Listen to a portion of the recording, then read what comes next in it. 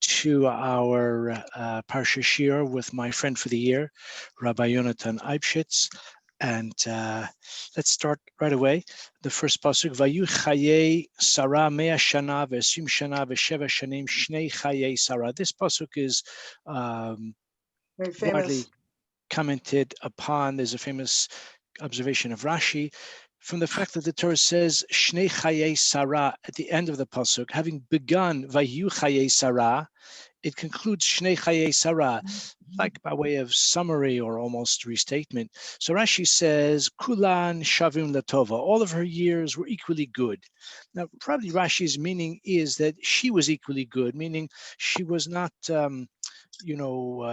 Consistent. yeah, she was consistent. She wasn't flaky, had some times when she lapsed and sometimes when she was on a religious revival or that sort of thing. She wasn't born again. She was born once and she was righteous throughout her life, which possibly is a novelty, really, because presumably she, like Avraham, discovered God at a certain time. But anyway, the Mephushim asks a different question, and that is the observation I'd like to share with you tonight. Rav Yonatan Eibeschutz says that when it says Kulam Shavim Latova, all her years were equally good, the implication is also that she was content throughout her years. But the problem with that, as we know, is that she was barren for a long, long time. She gave birth to Yitzchak only when she was 90 years old. So one could easily suggest that actually the first part of her life, in fact, most of her life, she had that anxiety, maybe even that sadness hanging over her. Says Rabbi Yonatan Eibeschutz is not so, because the Torah tells us as hanefesh asher asu b'charan, the souls that they created, meaning that they fashioned, that they brought under the kanfei Ashchina in Haran. And Rashi says clearly, not here, but in the Parashas Lech Lecha, that Avraham reached out to the men, Sarah reached out to the women, and those members of their household, those people whom they influenced, whom they inspired, were like their progeny. As it says, someone who teaches Torah to another person, even if they are only, the Ben Chavero, but it's Ilu Yaldo. It's as if that person had given birth to the student, to the disciple. And therefore, Sarah was not feeling despondent, even though there is a statement in the Talmud that a person who is childless, that person's life is almost forfeit. But it is not the case, because she had such an impact on those around her. Rebbetzin Ruthie was very close to Rabbi and Rebbetzin Wasserman, Rabbi Simcha Wasserman. In fact, our son Simcha is named for him. And Ruthie knew Rebbetzin Wasserman very well also. They had no children, the Wassermans. They were married for about possibly 60 years, and they had no children. And nevertheless, they were always fulfilled and always happy. And in a meaningful way, the Wassermans actually inspired and almost can be credited with bringing new life to so many of their Talmidim as well. Then he adds on, this is a refutation of the Mefarshim who say Vayihiyu, the gematria of the word Vayihiyu. If you work it out, you will see Vav Yud Hey Yud Vav is gematria 37. So the Baal HaTurim and others say that Vahiyu Chayei Sarah, the best years of her life were 37 years. 37 years, of course, because she gave birth to Yitzchak when she was 90 years old. She died at the age of 127. Yitzchak lived, therefore, or I should say, she lived with Yitzchak for 37 years. Those were the best years of her life. Rabbi Yonatan Eibeschutz says that Kulan Shavin Latova is a refutation of that. And I would like to add what the Chida says. If you take a look at the word Vayihiyu, I hope you have the Chumash in front of you. Vayihiyu, you will notice it has an interesting property. The property is that it is a palindrome. The word Vayihiyu is Vav Yud Hey Yud Vav. So you can read it the same sequence of letters from right to left, from left to right, which hints to the idea that her life was consistent, as I think Nancy said before. Her life was one of consistency and of achievement. Kulan Shavim Latova. This is hinted to in the word Vayihiyu, that you can read one way and the other way as well. And that gives the title to our little shir for tonight, A Life Well Lived. So this is what Rabbi Yonatan Eibeschutz says about Shnei Chayei Sarah. Then A little bit later on in the Parsha, of course, Abraham must turn his attention to the sad duty of a burial ground. And because he and Sarah are new arrivals, relatively new arrivals in the land of Canaan, he needs to purchase a burial plot. Also, the implication is possibly she died suddenly. Certainly, according to the well-known Medrash, that she died at the time of Akeras Yitzchak. She definitely would have died suddenly. And therefore, Abraham is constrained to acquire a burial plot for her, and he knows what he wants. It is Ma'aras HaMachpelah. Take a look at Pasuk Chaf Zayin, Pasuk Tes Zayin, verse 16 of this opening chapter. So the Torah there describes the conclusion of the negotiations with Ephron, in which he hands over a lot of money, 400 shkalim, and the Torah says, Arba meos shekel kesef, silver shkalim, over la socher. Now, over la socher literally means passed over to the merchant, over la socher. But Rashi says the expression over la socher means, Rashi says,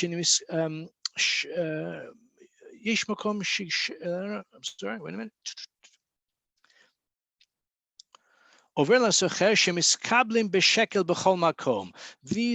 This is a currency of quality currency, negotiable currency that can be used anywhere. We have even nowadays in our own global economy, you have some currencies which are very strong, which you can spend anywhere in the world. If you have $100 bills, possibly the euro is the same. I don't know about the Chinese renminbi, but you can spend it anywhere in the world. Other currencies, you can hardly buy anything even in their own country with that currency.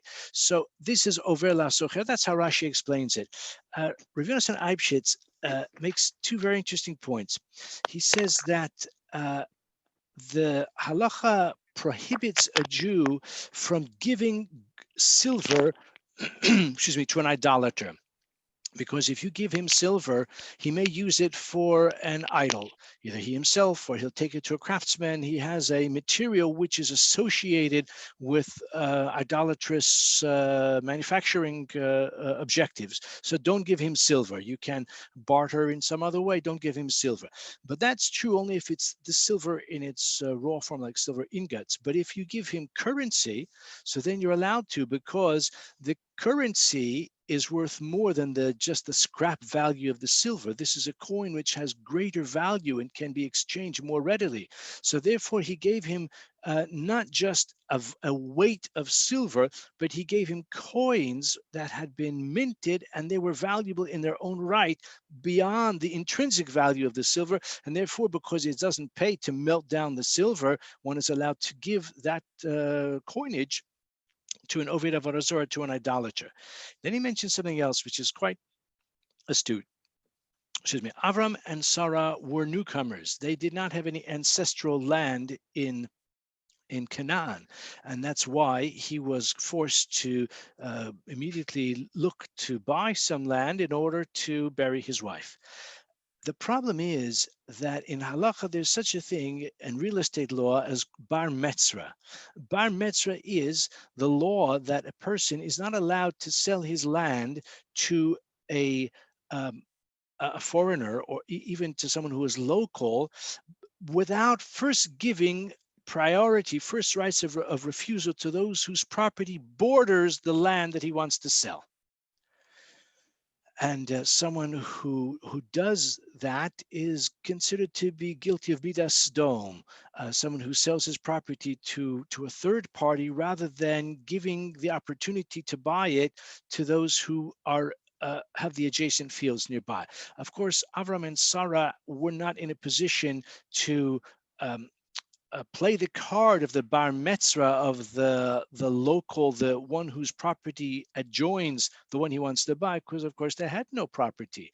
So they're at a disadvantage. And Avraham, or not they, but Avraham, because Sarah was no longer in this world, Avraham recognized that, and also he, being the gentleman that he was, did not want to fall foul of encouraging the sale of this property to him at the expense of someone who owns an adjoining property. This is the din of bar mitzvah. However, the point is that's only true when there's a kind of fixed price or agreed price. The value is a certain value. But of course, if someone is prepared to offer a higher value, maybe higher than the going rate, then the seller has the right to sell it to that purchaser. So Abraham was using coins. Rashi says, "Gedolim sheshiklehem gedolim shein kantarin," like coins that were either larger or maybe a higher silver. There's probably a correct term for it. The silver proportion was greater, higher grade of silver, and therefore he was buying with a currency that was more attractive than what another purchaser might be able to offer. It's like if you're a cash buyer, you're not in a chain, you don't have to wait for a mortgage offer. Someone who comes to the seller with a cash offer, he can pay on the spot. So in such a case, the seller is allowed to sell to that buyer, doesn't have to hang around and first offer it to the adjoining property owners who may not have the means or may not be able to produce the funds in that way. So in that manner, by Abraham giving or paying with a currency that was particularly sought after, he was also able to justify why he is buying it or why the seller is making it available to him as an outsider rather than offering it to any of the local people of Hebron. Okay, that's what he says about Over La Socher.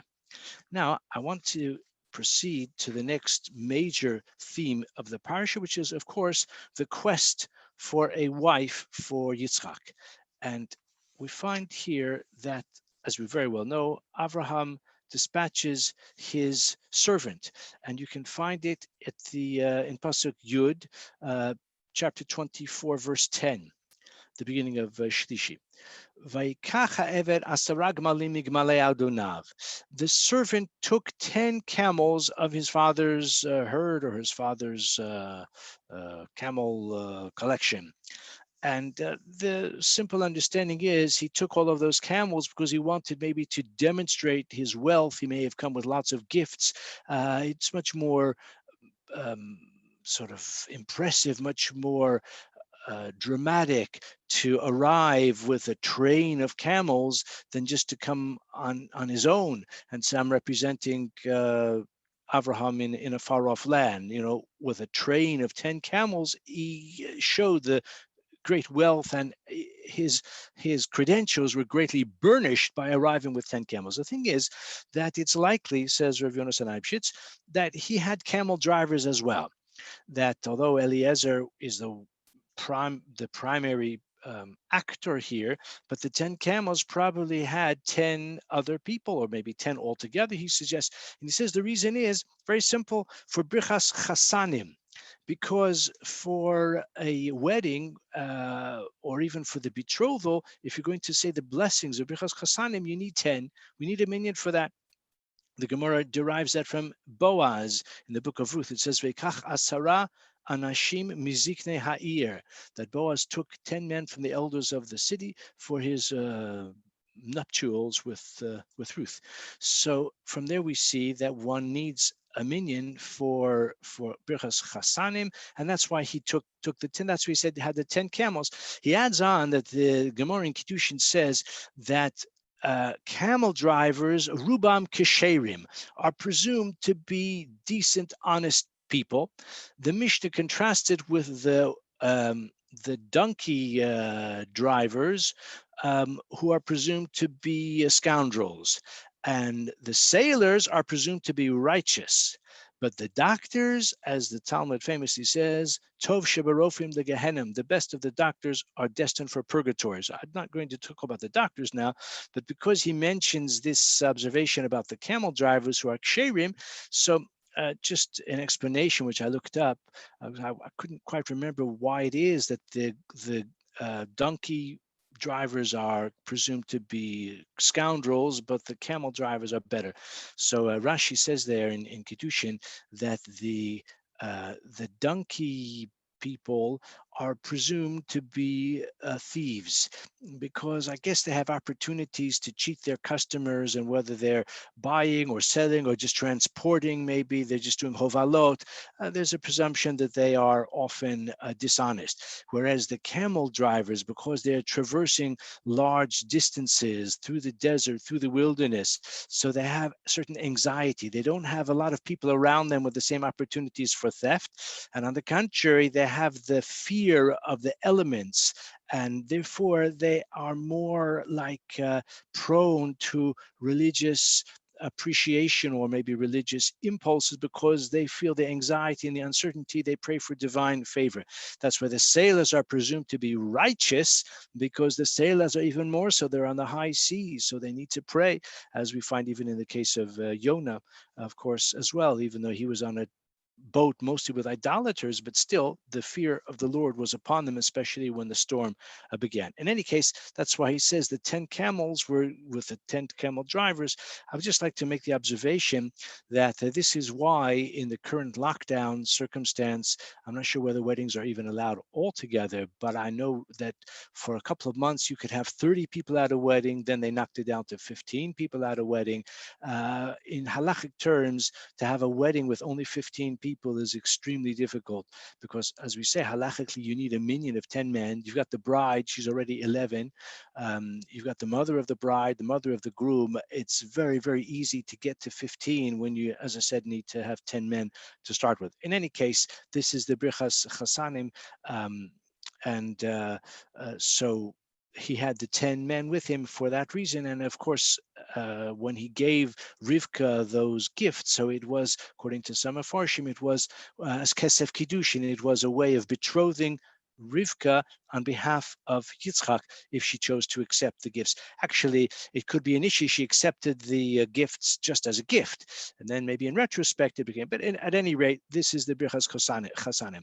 Now, I want to share with you quite a novel idea, which I wasn't sure whether I could even do it in a way that would not be offensive. I hope that I will succeed. Maybe I've piqued your curiosity. So our friend Eliezer arrives very quickly. He sets out and he's there chick-chock the next day, even the same day possibly, in Pasuk Yud Aleph. Vayavrecha gmalim michutz la'ir el be'er hamayim. He causes the camels to kneel down outside the city at the Be'er Hamayim, at the wellspring. Le'es erev, towards evening. Le'es tseis hasha'avos, at the time when the girls go out to draw water. It seems that was the common practice, that the was a job for the women. In Africa, the women gather wood, and it seems that in Haran they went out for the water to the well, and they did it le'es erev. So he asks, why is this in the evening? Why is it le'es erev, the evening time, the time when they go out to draw water from the well? Now we know why he wants to be at the well, because he's got a plan.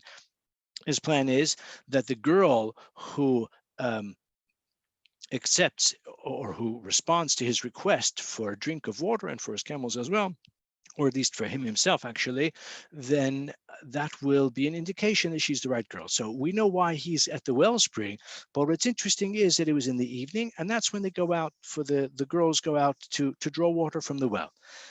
Say Sashavos. So he quotes, Rav Yonatan Eibeschutz quotes an interesting medrash. In fact, there's a medrash which is apparently mysterious. So I just want to adjust my screen here.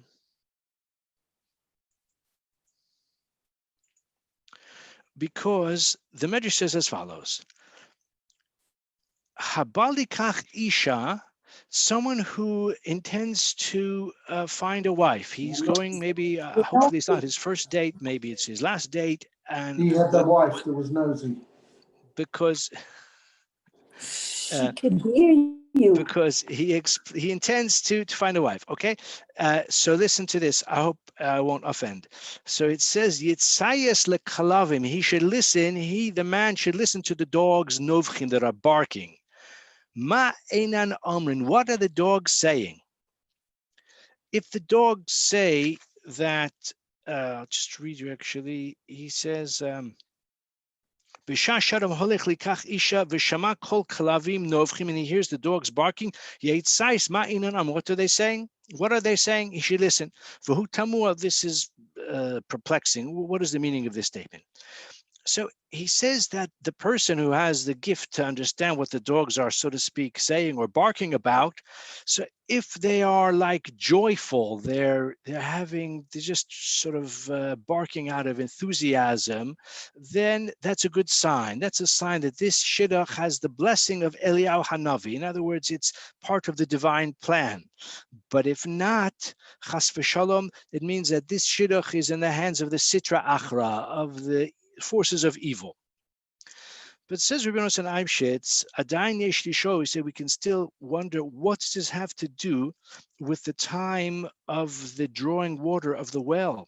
And why did they go out in the evening particularly? And what's this idea about the water? Because Rashi says that if the water rises to greet Rivka, that is going to be a sign of her righteousness, of maybe even a miracle is performed on her behalf. So he says, Simen levas zivug shahamaim olim negda, that the water rises to greet her. Rashi says it here in Pasuk Yud Zayin, just to show you where that is. Ve'yarat seved likrasa, take a look in Pasuk Yud Zayin 17. Give me some water, please, from your jug. So Rashi says, "Ve'aratz ha'eved likrasa, levisharasha olo hamayim likrasa," because he saw that the waters in the wellspring rose up to greet her, to make it easy for her to draw the water. What's the symbolism of that vis-a-vis the shidduch, vis-a-vis the women? So he says as follows. He says that the sun is a symbol of the masculine. And he says this is why those who worship the sun, so one of the names for the gods, generally the pagan gods, and the sun frequently was Baal. Baal means husband, of course. So the sun is associated with the masculine. Even the word shemesh and shamash is a euphemism as well that has a masculine association. The moon, of course, is the symbol of the feminine. The sun generates the light and the moon reflects the light, just as the feminine, the female, receives the spark of life from the male and projects it into the next generation in the form of the newborn. And just as the moon does not have light of its own, so in a similar way, the woman is dependent on the man. Now, not so much nowadays as it was in antiquity, but as the Torah itself says, that the woman's desire will be for her husband. And in that sense, she is in need, or she seeks, or she craves the attention and the input of the masculine. And in a similar way, the moon doesn't have light of its own, but it reflects the light of the sun. Moreover, he says we know, and he was writing in the 18th century, but he was certainly correct, and he makes reference to the contemporary science, that the constellations and the stars have limited effect upon the earth in a physical sense, but the moon has a significant effect.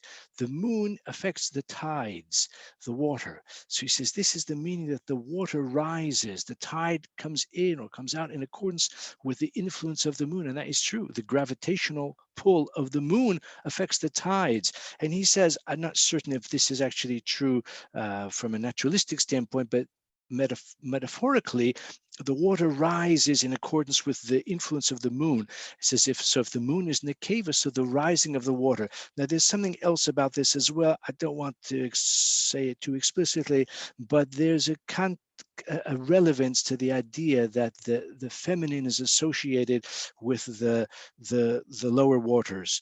And this is what is hinted to in this idea here, that the water of the wellspring rises to greet the woman. And he says this is why the girls go out in the evening. He says al derech hapshat, they go in the evening maybe because it's not that hot, or they won't be accosted by the shepherds or by men who are out and about, to go in the evening towards the latter part of the day when people are already coming in from the field. But he says at a deeper level, that's the idea of Tzeis HaShavos, when the water rises, because towards the evening, that's when the moon is more visible. The moon is not like prominent in the heavens in the daytime, even though the moon is occasionally visible during the day. But naturally, it's when the sun begins to set or inclines towards setting that the moon is prominent.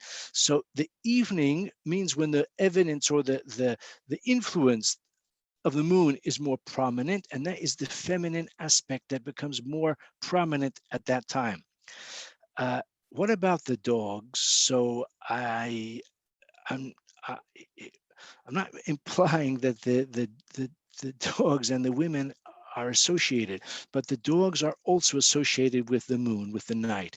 The moon, the dogs that call out in the night. The idea of the moon, the dogs that bark at night, especially when there's a full moon. Again, I'm not sure whether it's actually true or just sort of in mythology. So the idea is that the dogs that bark symbolize the opportunity for the selection of an appropriate match, and a person who has the gift of understanding what the dogs are barking about will know if he's barking up the right tree or the wrong tree.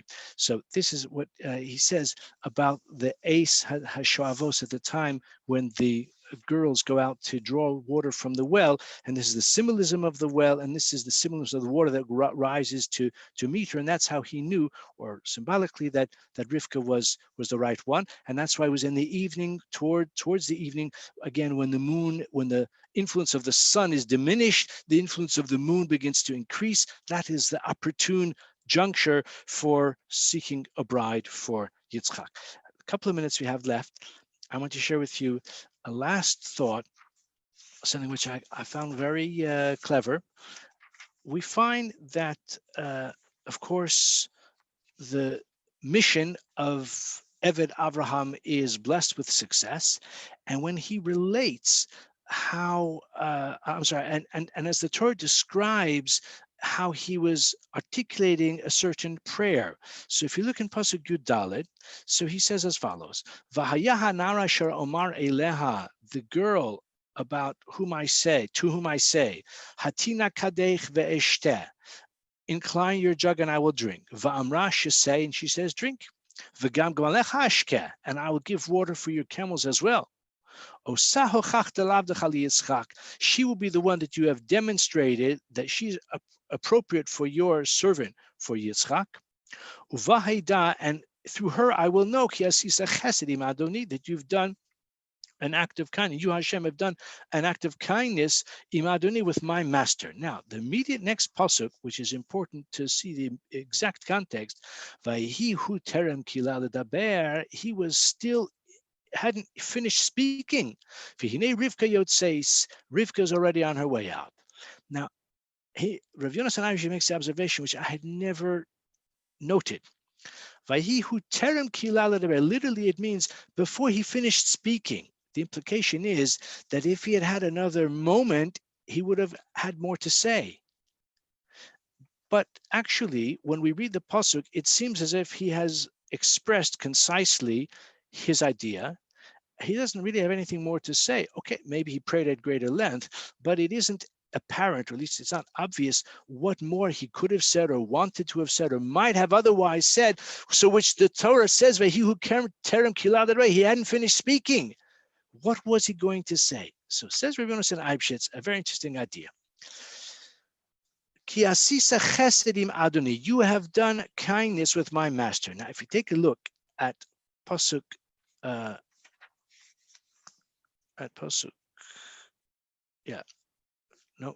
this is our pasuk. In this pasuk here, he had said, "Vasisa chesed im adoni," you will do an act of kindness with my master. Who is his master? To whom is he referring? So at the simple level, he's referring to Avraham. It says, Rabbi Eibeschutz, yes, he was going to say, Asisa chesed im Adoni Avraham, with my master Avraham.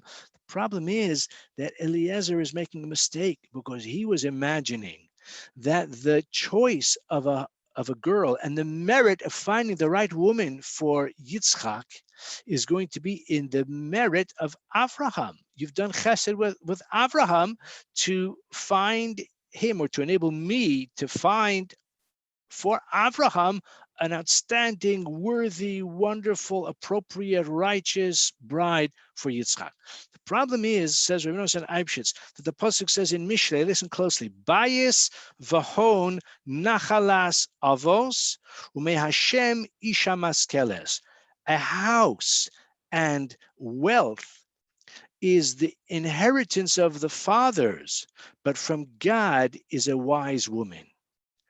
In other words, a man doesn't get a wonderful shidduch because of his parents. He gets it in his own merit. If he's worthy, then he'll find a worthy woman. He's not going to be able to marry a wonderful, worthy, righteous, charming, beautiful bride just because his parents have yichus, or his parents have money, or his parents have prestige or protexia. It might get him a date, but he's not going to get the girl to agree to marry him if he is a loser and a scoundrel. So that's what Rabbi Yonatan Eibeschutz says. Eliezer was going to say, Adoni Avraham, but that's why Hashem caused Rivka to appear at that moment. So he didn't have a chance to say Avraham, because that was a mistake. And because she appeared immediately, his revelry was interrupted. And Im Adoni Yitzchak, the expression Im Adoni Chesed Im Adoni implies, of course, he doesn't say who is his master. He was going to say Avraham, but that was his error. Really, he should have said Yitzchak. So Hashem, so to speak, caused him to be unable to finish the sentence. And instead, Im Adoni refers to Yitzchak because Yitzchak was also his master.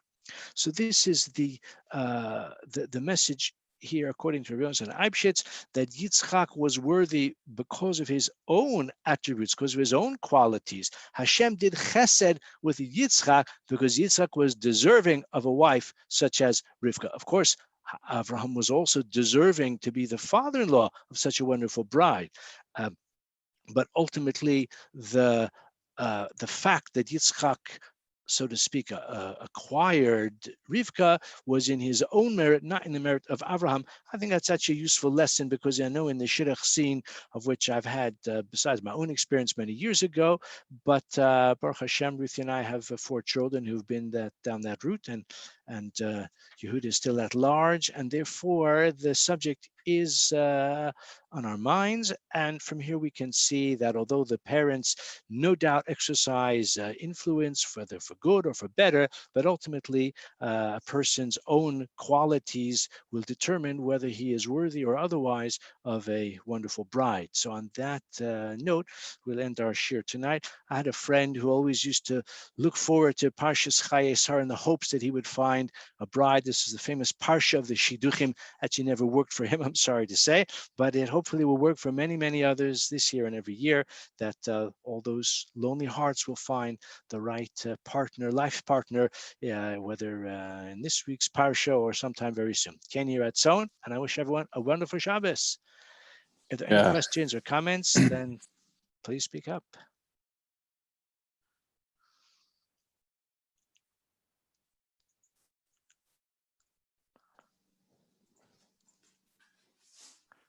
Thank you. Good Shabbos, Rabbi. Okay, good Shabbos, good Shabbos. Thank you. Good Shabbos. Good Shabbos.